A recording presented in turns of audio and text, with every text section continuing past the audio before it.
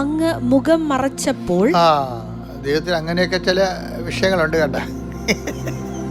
അങ്ങ് മുഖം മറച്ചപ്പോൾ ഞാൻ പരിഭ്രമിച്ചു പോയി. ഞാൻ പരിഭ്രമിച്ചു പോയി.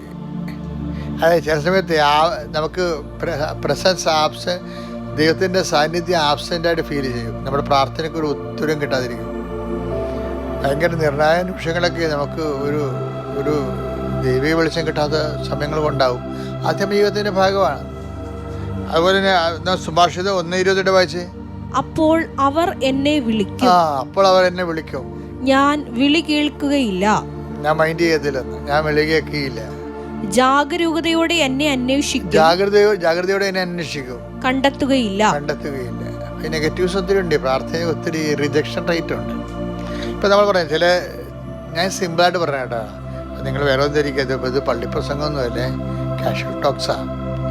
കാഷ്വൽ ടോക്സ് എന്ന് പറഞ്ഞാൽ ഇതിനെ, അതായത് നമ്മളെ ചില സ്ഥലത്തൊക്കെ വിടുമ്പോൾ അവർ പറയല്ലേ, അയ്യോ ആ രാജ്യത്ത് പോകാൻ പറ്റിയില്ല, അവിടെ എന്താണ്, അവിടെ ഭയങ്കര റിജക്ഷൻ, വിസയ്ക്ക് ഭയങ്കര റിജക്ഷൻ റേറ്റാണെന്ന് പറയും. എന്ന് വെച്ച് കഴിഞ്ഞാൽ അതിൻ്റെ റേറ്റ് റിജക്ഷൻ്റെ കൂടുതലാണെന്നാണ് പറയണത്. അപ്പോൾ ചില ആൾക്കാർക്ക് ഈ പ്രാർത്ഥനയ്ക്ക് ഈ സംഭവം വരും. അതായത് പ്രാർത്ഥനയ്ക്ക് റിജക്ഷൻ റേറ്റ് കൂടും.